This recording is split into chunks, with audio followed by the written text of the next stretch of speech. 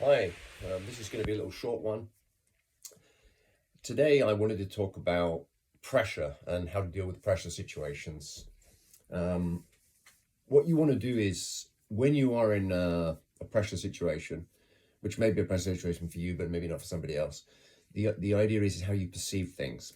Okay, so when you go into whatever the situation may be, let's say it's a sporting competition, or asking your boss for a raise, you want to decide between two elements. And one is the situation a threat or is it an opportunity?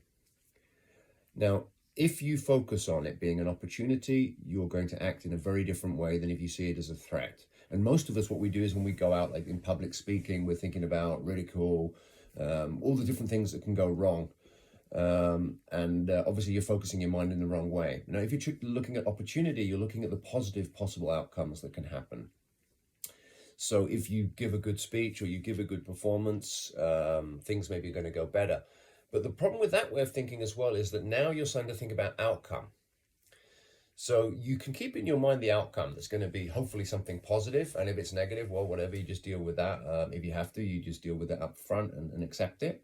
So that's why being humble is quite a good thing in sport or in performing, that you can understand that we're all human and we all make mistakes and screw up at times. But on the other side, what you want to do is you want to focus on the process of what you're doing.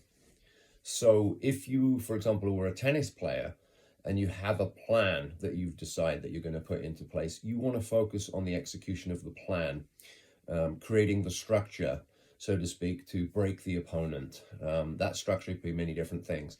If you're in combat sports, it can be the same. You are going to focus on if you're a boxer, let's say your combinations. You're going to focus on doing the best job possible of what you can control. Now, the outcome you can't control. So in tennis, for example, we do a lot of shooting at targets. So you'll have areas of the court which you will be aiming for. And you're only focusing on hitting through the ball and aiming at that target. And if it's fighting sports, similar as well. You're going to be focusing on targets on the opponent.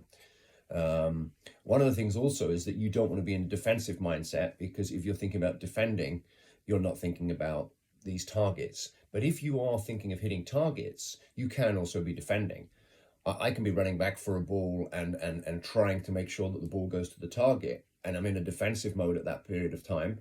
And so maybe I'll hit the ball slightly differently, maybe I'll do it higher. It gives me a bit more time to get back into position.